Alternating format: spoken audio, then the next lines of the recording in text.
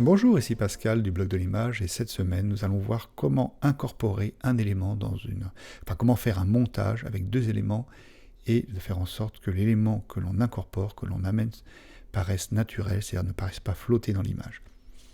Donc je vais ouvrir Photoshop et je vais aller chercher tout de suite un élément que j'ai déjà préparé.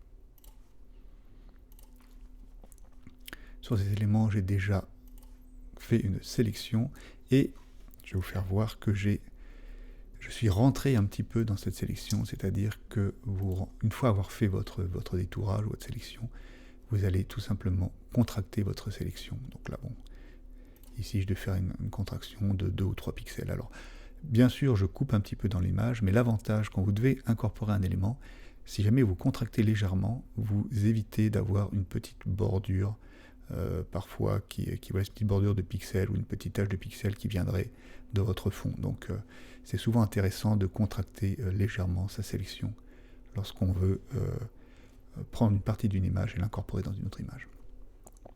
Donc je vais aller chercher une autre image qui va me servir de fond. Voilà. Et je vais donc aller faire un copier coller dans cette image.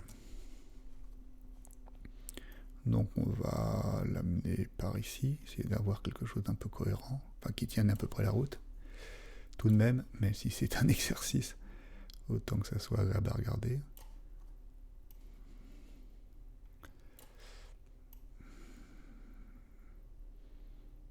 Ouais, ça me paraît pas mal. Bon, on verra après, on va couper. Voilà, donc je vais positionner ce téléphone pour que ça soit un petit peu, enfin que ça soit cadré à peu près correctement. Voilà, et si jamais je refais un cadrage un peu plus sympa,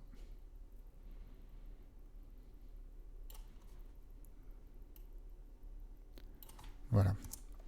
Ok, donc maintenant j'ai incorporé j'ai amené mon téléphone que j'incorpore et le sujet de cette astuce de cette semaine, c'est de regarder les bordures. Lorsque vous incorporez, ça a une tendance, on va grossir un peu plus, on va se mettre à 200%, on a une tendance à avoir l'impression que l'objet qu'on incorpore, bien qu'ici ça se passe pas trop mal cela dit, mais on a souvent l'impression d'avoir un objet qui a été découpé au ciseau et qu'on a emmené.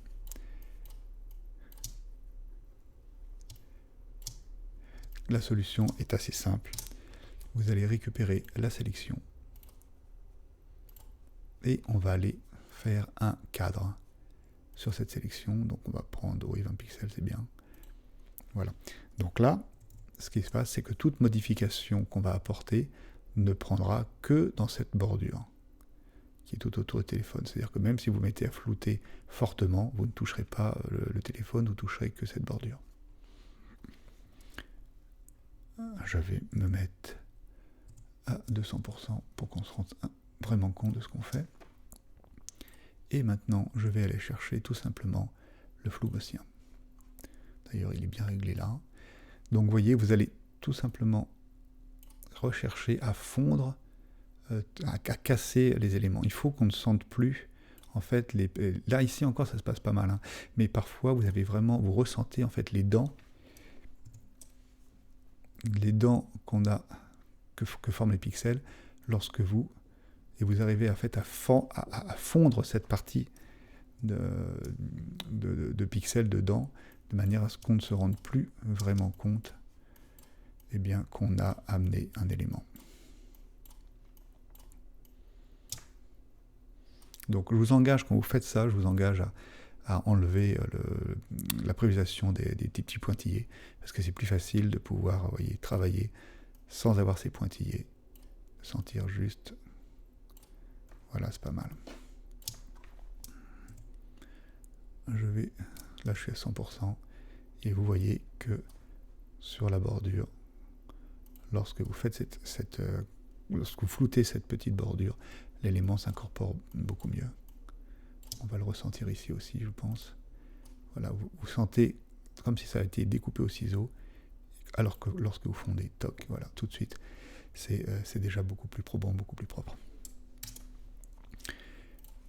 Bon là, évidemment, sur une image comme celle-ci, ça paraît encore un petit peu bizarre parce que normalement on devrait avoir une ombre posée. Mais enfin, cela dit, on peut le faire rapidement, histoire de finir ce travail. Donc on va récupérer la sélection. Ici, on va rajouter un calque. Nous allons contracter cette sélection. On va la contracter de 40, par exemple. Et je vais remplir dans cette nouvelle sélection. On est bien d'accord qu'on n'est pas sur le téléphone, hein, nous sommes sur le calque que nous venons de créer. Je vais remplir en noir à 90. Maintenant que j'ai fait ceci, je vais aller créer un cadre. On va le mettre à 120 par exemple. Voilà.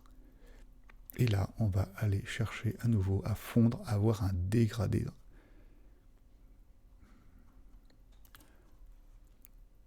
Cette fois-ci, on va pousser beaucoup plus loin le flou gaussien. Alors, faut faire attention, vous voyez ici le petit rebord qui commence à rentrer. Donc, c'est le signe qu'il ne faut pas qu'on aille plus loin que ça. Voilà. Une fois que j'ai fait ça, je vais pouvoir tout simplement changer la forme. Pour ça, je vais faire torsion par exemple. Et alors, je vais déjà descendre ça comme ça, voilà. Et je vais aller tordre un petit peu cette forme.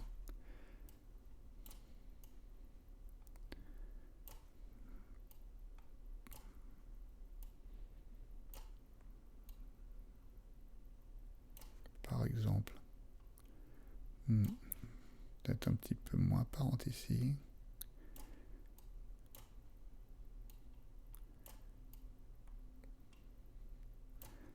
Voilà, et peut-être un petit peu moins présente là. Voilà. Maintenant, bien sûr, si je fais passer ce calque en dessous de mon téléphone, il ne me reste plus qu'à descendre l'opacité pour amener une petite ombre.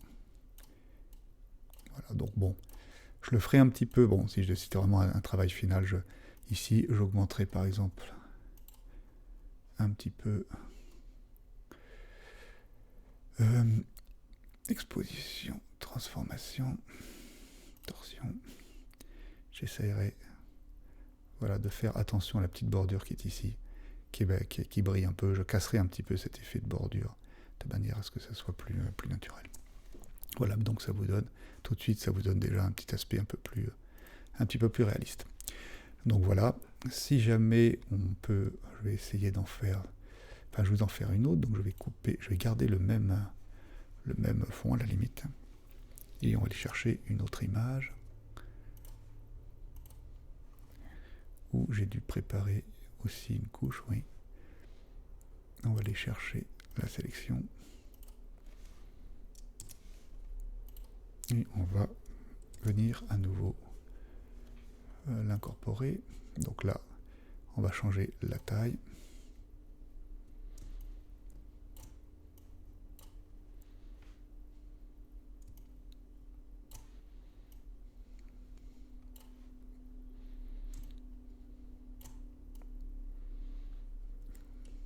Bon, c'est un petit peu bizarre, mais bon.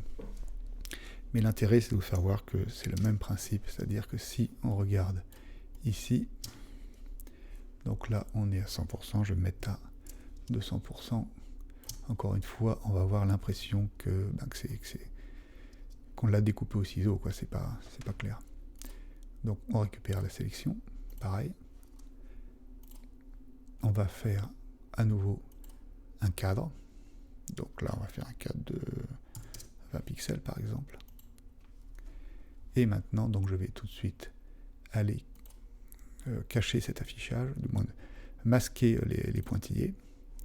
Et maintenant, tout simplement, en faisant un flou gaussien, nous allons réussir encore une fois à fondre.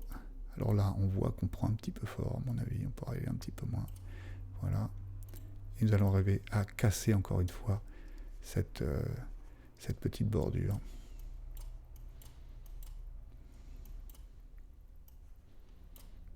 Voilà. Si je suis ici, par exemple, Vous voyez ici, ça semblerait vraiment extrêmement étrange, alors que dès que vous fondez la bordure, eh bien ça devient beaucoup plus naturel. Bon, là encore une fois, le cadrage est un petit peu bizarre, on se demande, enfin c'est un petit peu bizarre posé comme ça sur la plaque. Mais bon, vous aurez compris le principe, ce qu'il faut c'est arriver à fondre l'endroit, comment dire, la découpe de votre image. Il faut absolument arriver à casser le côté net et précis pour arriver à le fondre avec la matière qui est derrière. Voilà. J'espère que cette astuce va vous rendre service et vous êtes libre de recevoir gratuitement mon guide filmé avec un appareil photo, les 10 points indispensables à maîtriser pour réussir ces vidéos. Pour cela, il vous suffit de me laisser votre prénom et votre mail pour recevoir en retour un lien de téléchargement pour la vidéo et le guide en PDF. Merci d'avoir suivi cette vidéo jusqu'à la fin et à très bientôt.